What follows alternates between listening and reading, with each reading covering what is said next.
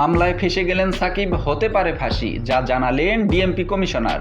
Garments কর্মী রুবেলকে হত্যার নির্দেশদাতা হিসেবে ক্রিকেটার সাকিব আল হাসানের বিরুদ্ধে হত্যা মামলা দায়ের করা হয়। এরই পর বিশ্ব গণমাধ্যমের আলোচনায় দেশ সেরা ক্রিকেটার সাকিব আল হাসান।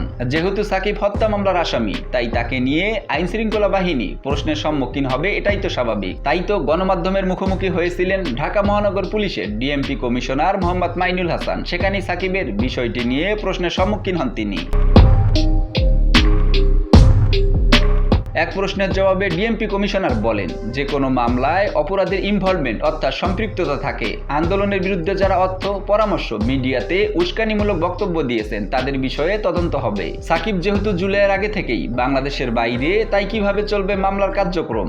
এমন প্রশ্নের উত্তরে ডিএমপি কমিশনার বলেন, যে কোনো মামলাতেই আইন অনুযায়ী এভিডেন্স অর্থাৎ সাক্ষ্য প্রমাণ সংগ্রহ করা হয়। মামলার তদন্তে এভিডেন্স অনেক গুরুত্বপূর্ণ। উল্লেখ্য যে গার্মেন্টস কর্মী রুবেলকে হত্যার নির্দেশদাতা হিসেবে গত বৃহস্পতিবার 22 আগস্ট ক্রিকেটার সাকিব আল হাসানের বিরুদ্ধে আদাবর থানায় একটি মামলা দায়ের করা হয়।